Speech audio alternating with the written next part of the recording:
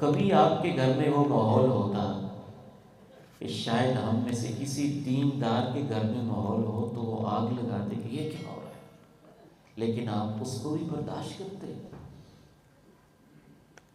یہ سنن نسائی کبریٰ کی حدیث ہے.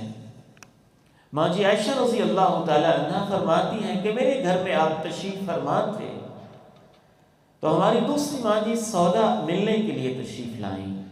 اللہ کے پیارے نبی علیہ السلام درمیان میں بیٹھ گئے. ایک طرف ماں جی عائشہ ہیں، ایک طرف ماں جی سودا ہیں. تو ماں جی عائشہ رضی اللہ تعالی عنہا نے کہا سودا ملنے آئی ہیں تو ان کے لیے کچھ چیز تیار کی، ایک خاص ڈش تیار کی، آٹا اور گھی مکس کر کے اس طرح کی کوئی ڈش بنتی تھی، وہ ڈش تیار کی.